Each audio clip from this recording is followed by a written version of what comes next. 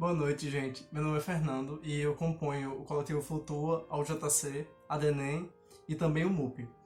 Primeiramente, para a gente começar a pensar sobre prevenção combinada, é importante a gente se questionar o que é sexo seguro de fato?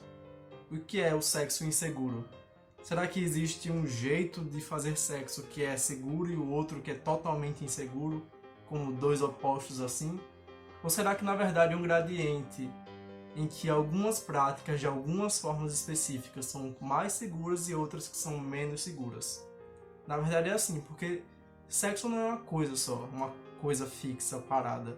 É fluido e tem várias coisas que são feitas durante uma relação sexual, coisas que existem em cada uma delas um risco. A gente sabe que na verdade toda relação sexual tem um risco. E então o que a gente pode fazer? Porque não vamos deixar de sentir prazer por isso, né? Nós podemos administrar esse risco e ao administrar esse risco nós diminuímos ele para nos preservar. Então, para isso a gente precisa quebrar primeiramente a dicotomia de que sexo seguro é sempre com camisinha e sexo inseguro é sempre sem camisinha, porque essa dicotomia é o que faz a gente pensar sobre essa linha reta, quando na verdade é um gradiente. Não é uma oposição, uma coisa ou outra. E não existe só a camisinha para se proteger de ISTs. Quando a gente fala de prevenção combinada, a gente está falando, na verdade, de repensar. Será que a camisinha, de fato, é uma campanha eficaz? Na verdade, não. Ela é ineficiente, porque nós, observando há alguns anos já o governo fazendo essa campanha massiva de preservativo, principalmente durante o carnaval, e na verdade os índices de ISTs aumentam cada vez mais. Então, não é que a camisinha não seja eficaz, porque de fato ela como método de barreira é bastante eficaz em ISTs que precisam de transporte de fluido de uma pessoa para outra, já que ela bloqueia. Porém, a campanha, a política pública não é eficaz, porque não contempla todas as realidades, todas as pessoas, todas as formas de viver o prazer. E aí, quando a gente vai orientar alguém, seja quanto profissional de saúde, seja quanto amigo, a gente precisa estudar o tema, precisa realmente entender do que está falando e principalmente se despir desse lugar de poder que é pensar que nós sabemos o que é melhor para o corpo da outra pessoa. O que nós podemos fazer é, após estudar, após ler sobre, orientar aquela pessoa e apresentar todas as possibilidades possíveis para ela, para que ela decida, agora já sabendo o que é que vai diminuir o risco da sua relação sexual e de que formas vai diminuir esse risco, ela decida como vai fazer isso. Claro que existem possibilidades que não são possíveis de fato para todas as pessoas, por motivos estruturais, mas caso ela queira algo da prevenção combinada, ela vai saber exatamente para que ela está se prevenindo, de que forma ela está se prevenindo e de que formas ela não está se prevenindo, para que assim ela consiga administrar o risco até de maneira prática realmente, sem ser por métodos que a gente vai apresentar aqui. Na hora que vocês viram esse nome aí na tela, vocês devem ter pensado: ah, Fernando, é a mesma coisa que grupo de risco? Não. Não é a mesma coisa, inclusive não tem mais essa nomenclatura, grupo de risco. O nome certo agora é populações-chave ou prioritárias. Na verdade, e prioritárias. E isso porque quando a gente nomeia um grupo como de risco, parece que o risco está atrelado à pessoa, a esse grupo, a essas pessoas. Seja deles para eles próprios ou deles para outras pessoas. E isso gera estigma. E aí, o que acontece de fato é que por vulnerabilidades estruturais ou fisiológicas, acontece na verdade uma vulnerabilização histórica que faz com que alguns grupos, algumas populações acabem tendo mais prevalência de algumas ISTs do que outros. E aí, nesse momento, a gente começa a nomear com outro nome, que são populações-chave. Por que chave? Porque essas populações são chave para quebrar a cadeia epidemiológica daquela IST. Porque a partir do momento que a gente testa, trata, cura, a gente começa a fazer com que aquela pessoa não transmita para outras pessoas e também informe outras pessoas, fazendo com que a epidemiologia comece a se acalmar, a parte de transmissão.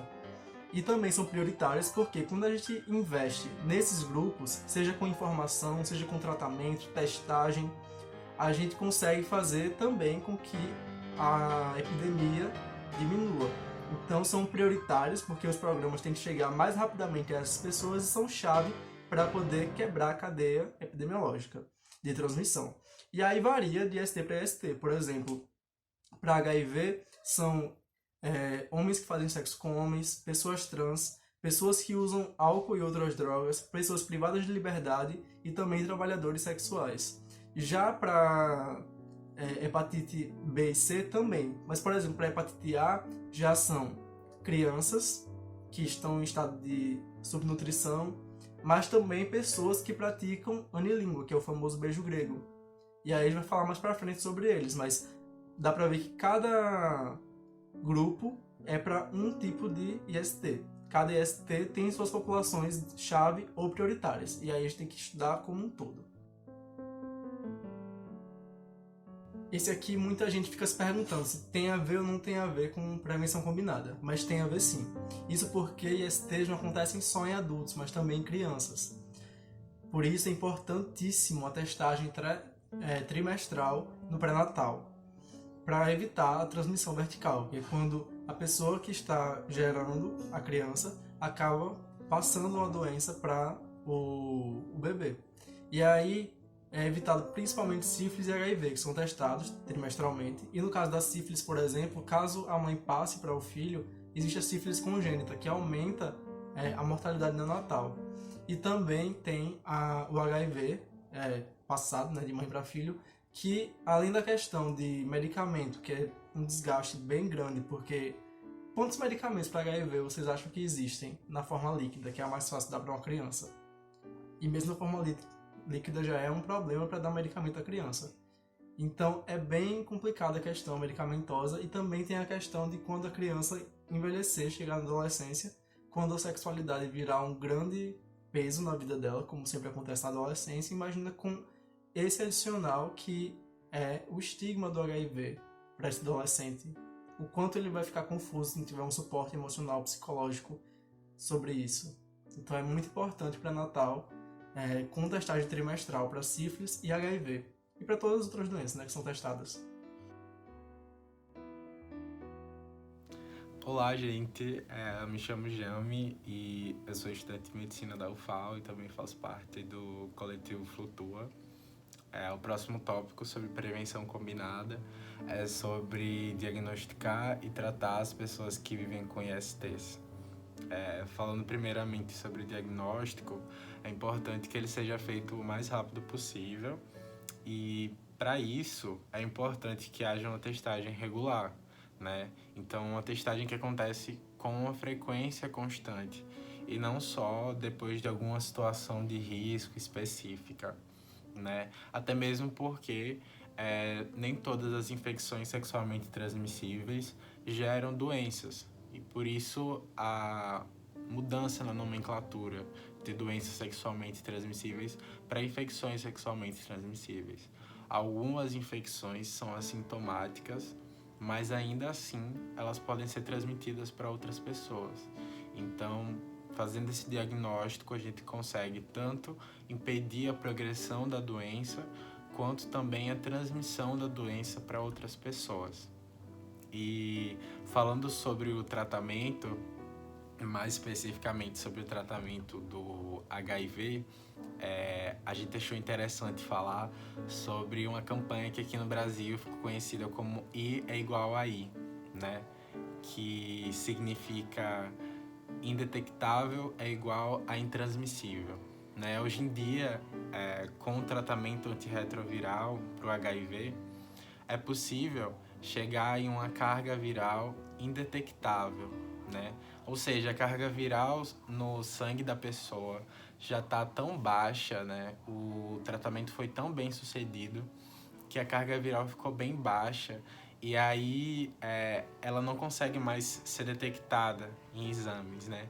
E, bom, isso tem duas implicações. A primeira implicação é uma melhora na qualidade de vida da pessoa, né? Porque a carga viral está bem diminuída. E uma outra implicação é que pessoas com carga viral indetectável têm uma possibilidade muito pequena, uma possibilidade insignificante de transmitir o HIV sexualmente, né? Então, isso aí já é uma questão a ser espalhada para, quem sabe, conseguir quebrar estigmas a respeito das pessoas que vivem com HIV. Bom, o próximo tópico é sobre redução de danos.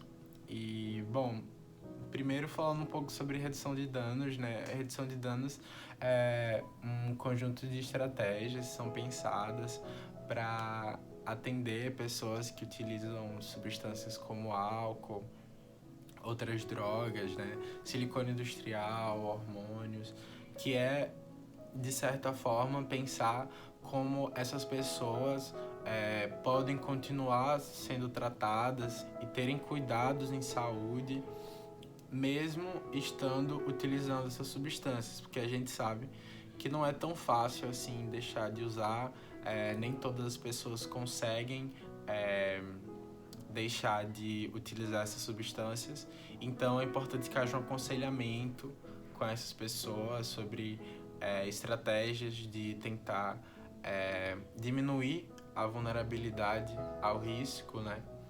E também para que a pessoa tenha autonomia em gerenciar esse risco e em promover esse autocuidado, né? A gente sabe que pessoas que utilizam álcool e outras drogas, elas estão mais vulneráveis às infecções sexualmente transmissíveis, tanto pelo risco da exposição sexual, quanto também pelo compartilhamento de objetos, no uso dessas drogas, né? Principalmente em tempos de pandemia, nós vemos o tema imunização, vacinação entrar em pauta. E com prevenção combinada não é muito diferente. Existem muitas ESTs que têm vacina, inclusive disponibilizada via SUS, seja a nível nacional ou estadual. Um exemplo de escala estadual é o estado de São Paulo, que disponibiliza para pessoas LGBT a vacina para hepatite A, que a gente ouve muito pouco falar hoje em dia, porque com os avanços do SUS e das mínimas políticas públicas que os trabalhadores brasileiros conquistaram, nós ouvimos menos falar, porque um dos principais grupos prioritários ou chave da hepatite A são crianças em estado de subnutrição e em locais sem saneamento básico. Porém, existe um outro grupo, que são os praticantes do anilíngua, o famoso beijo grego. Porque a hepatite A, apesar de ser um pouco mais fraca que as outras hepatites, quando ela tem uma pessoa que tem uma imunidade menor, ou que já tem um dano hepático, ou uma inflamação hepática naquela pessoa, ela é um pouco mais agressiva, que foi acontecer em 2018, depois de uma série de óbitos fulminantes de hepatite A, foi instaurada essa política pública de vacinação. Só que só vale no estado de São Paulo e, apesar disso, é indicado para pessoas que praticam anilíngua a vacinação. Porém, no resto do país tem que ser em via privada porque não tem no SUS. Uma outra hepatite que também é bem importante é a hepatite B. Essa é um pouco mais famosa. Cerca de 58,8% dos casos de câncer de células de fígado são por hepatite B. E cerca de 21,3% dos óbitos por hepatites é por hepatite B. Então tudo isso poderia ser evitado por meio de uma simples vacinação, que essa sim está disponível via SUS nacionalmente. E aí mais alguns dados para vocês, que 84% dos casos de câncer de colo de útero, 91% dos casos de câncer anal, 75% dos casos de câncer de vagina, 72% dos casos de câncer de orofaringe, 69% dos casos de câncer de vulva, 63% dos casos de câncer de pênis são causados por HPV. E aí 19.200 casos a cada ano de câncer de colo de útero existem aqui no Brasil. A letalidade é de cerca de 21%. E aí muitos desses são causados por HPV. E a prevalência do HPV é bem alta. Em capitais chega a cerca de 54,6% em média, sendo a maior em Salvador com 71,9%. Maceió está mais ou menos no 45,1%. A maioria é assintomática, mas caso esteja no estágio de verruga, começa a ser transmissível. E tudo isso poderia ser evitado com a vacina, que está disponível via SUS para meninos e meninas, antes da vida sexual ativa principalmente, e principalmente deve ser tomada por meninas, embora cause para ambos os sexos, porque 11% dos casos de câncer em mulheres é por HPV. Então é importante se vacinar. Agora é a mais famosa de todas, né? Mas não se preocupem que nós não iremos pegar uma banana e começar a ensinar como é que coloca a camisinha. Não que isso não seja importante, mas não vem ao caso. O mais importante é você se perguntar, você realmente sabe usar, colocar adequadamente mesmo? Porque a camisinha, se você não colocar adequadamente, ela perde totalmente a sua função. Então, principalmente para quem vai orientar alguém como usar a camisinha, é necessário saber utilizar da forma correta. Por isso, pesquisem, leiam, aprendem, testem e etc e tal. E aí, o que acontece? O importante mesmo é a gente perceber isso da orientação e perceber que a camisinha não é 100% efetiva. E nisso nem estou falando de política pública, a gente já viu que ela não é efetiva enquanto política pública sozinha. Mas estou falando em relação ao método de barreira.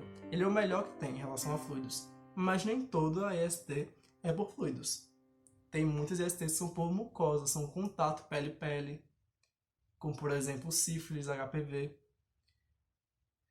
Tem ISTs que passam pelo oral, que a maioria das pessoas não usa camisinha. Então a gente tem que perceber que mesmo a gente falando para as pessoas usarem camisinha, elas usarem não quer dizer que elas vão estar protegidas, mesmo que elas usem, inclusive no sexo oral, que seria o ideal. Porque não cobre todo o corpo do pênis ou não cobre toda a região genital feminina. Então é muito importante a gente falar que a camisinha é o mais efetivo, mas não é 100% efetivo. Porque não bloqueia 100%, principalmente se a pessoa não souber utilizar. Existem dois tipos, como a gente sabe, a interna e a externa, e ambas são distribuídas via SUS. E também tem a dupla dinâmica com a camisinha, que é o lubrificante, principalmente para os praticantes de sexo anal, porque isso evita microlesões, e o lubrificante tem que ser à base de água. Então é importante usar tanto camisinha quanto lubrificante. Um ou outro sozinho pode acarretar mais riscos ou menos riscos. E o próximo tópico é sobre testagem regular. Inclusive, eu já falei sobre testagem regular antes, quando eu falei sobre diagnosticar as pessoas que vivem com ISTs, mas a gente separou esse espaço para falar com qual regularidade isso deve acontecer, qual é a frequência recomendada, né? Bom, o Ministério da Saúde recomenda que para pessoas com vida sexual ativa, o teste deve ser feito anualmente. Porém, para pessoas que têm contextos de vida sexual que as vulnerabilizam mais, essa testagem ela pode acontecer a cada 6 meses, além de também ser recomendada em qualquer momento após alguma situação de risco mais explícita, né? E, bom, quem são essas pessoas que de certa forma, estão mais vulneráveis a esse risco, né? Dá para dizer que pessoas que utilizam álcool e outras drogas estão mais vulneráveis, pessoas que trabalham com sexo, pessoas com uso inconsistente de preservativo, né? Então, são pessoas que, de certa forma, estão mais vulneráveis a essas infecções, né? E uma coisa interessante que a gente achou para falar é que atualmente, nesses tempos de pandemia, algumas cidades têm distribuído o teste para ISTs em uma versão de autoteste, que pode ser feita em casa e, enfim, é uma possibilidade aí para não adiar esse cuidado, né, de si, em saber quais são as suas questões. E o próximo tópico é sobre a PrEP, que é uma sigla para profilaxia pré-exposição, né? E ela é uma estratégia de prevenção à infecção pelo HIV, que é recomendada para pessoas que têm contextos de vida sexual que as colocam como mais vulneráveis mesmo à infecção. Por exemplo, pessoas que têm uso inconsistente de preservativos, né? Ou, por exemplo, pessoas que já usaram a PEP mais de 2 vezes, né? A PEP, inclusive, que vai ser falada depois, né? E, bom, a PrEP, ela consiste no uso de medicamentos antirretrovirais diariamente, né? Para caso a pessoa vá se expor em alguma situação de risco, ela já está prevenida, né? Anteriormente. E, além disso, a PrEP, ela também consiste em um acompanhamento médico para fazer uma testagem regular de outras infecções sexualmente transmissíveis, uma vez que uma pessoa que utiliza a PrEP está se prevenindo a infecção pelo HIV, mas ainda está vulnerável às outras infecções sexualmente transmissíveis, né? E, bom, tem pessoas que tomam a PrEP comprando pela internet, sem acompanhamento médico, e só tomam os antirretrovirais. E isso não é o ideal, né? Não é a melhor situação possível, porque justamente há essa vulnerabilidade a outras infecções sexualmente transmissíveis. E, bom, existe até uma discussão sobre isso, né? Sobre se a PrEP não faria aumentar a incidência das outras infecções sexualmente transmissíveis.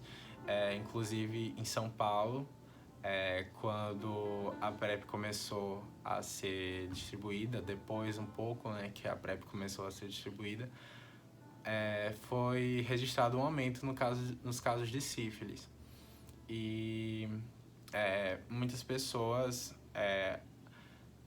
pensaram, né, que isso tinha acontecido por causa da PrEP, que as pessoas que estavam tomando a PrEP, elas estavam usando menos camisinha e, portanto, tinham contraído sífilis com mais facilidade.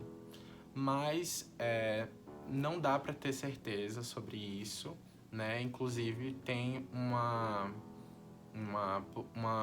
contra-argumentação aí, né, de que uma possibilidade é que essas pessoas que estão em PrEP, elas estão fazendo a testagem regular com acompanhamento médico. E, portanto, o aumento nos casos de sífilis, eles podem ter acontecido por causa da testagem, né? Porque essa testagem ela aconteceu com a regularidade maior do que acontecia anteriormente, né? Então, não necessariamente isso foi causa e efeito, mas sim aconteceu por causa da testagem regular. E nesse caso isso é muito bom, porque o diagnóstico conseguiu ser feito logo e o tratamento também, né? E sobre isso ainda tem uma pesquisa que foi feita, né, na Austrália, que levou em conta essa mudança na frequência de testagem, né? Essa pesquisa, ela acompanhou cerca de 3.000 homens gays e bissexuais, desde antes do uso da PrEP e até um pouco depois, né? Um período depois do uso da PrEP. E o que se encontrou é que o único aumento nas outras infecções sexualmente transmissíveis foi de 1,1 vez em casos de clamídia, né? Tirando isso, não houve um aumento na incidência de outras infecções sexualmente transmissíveis. Então, isso aí já é uma questão a ser pensada. E o próximo tópico é a PEP, que é a profilaxia pós-exposição, né? E, bom, como o nome já fala, ela é uma estratégia de prevenção à infecção pelo HIV, hepatites virais e outras infecções sexualmente transmissíveis também.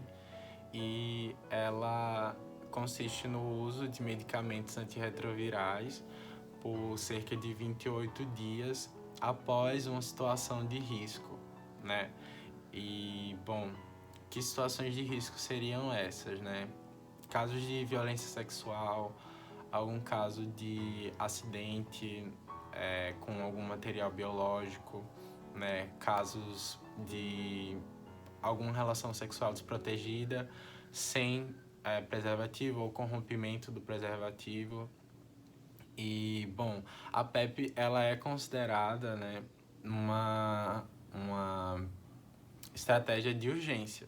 Então, como ela acontece depois da exposição, né, é importante que a PEP ela seja iniciada o mais rápido possível. Quanto mais rápido a PEP for iniciada, maior é a possível eficácia para impedir, né, que a infecção ocorra, né? O prazo máximo da PEP é 72 horas, né? E, como eu falei, ela é considerada de urgência. Então, quanto mais rápido ela poder ser iniciada, melhor. O último dos elementos que a gente colocou geralmente não é pontuado em prevenção combinada, mas a gente acha muito importante, que é o apoio psicológico e emocional. Principalmente por conta de que a gente está pensando em administração individual de risco. A pessoa faz sua administração de risco.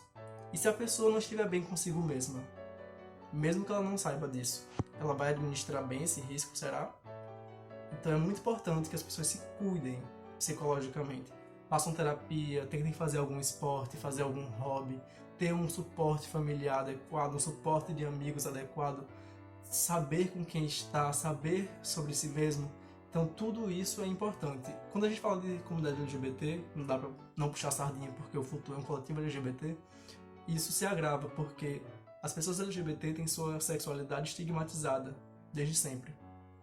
Desde o início de sua vida sexual até antes do início da sua vida sexual, nós temos a sexualidade estigmatizada. E o início pode ser ou num alavanco de hipersexualidade, ou então uma repressão tremenda que faz a gente perder a virgindade super tarde, se culpando por isso.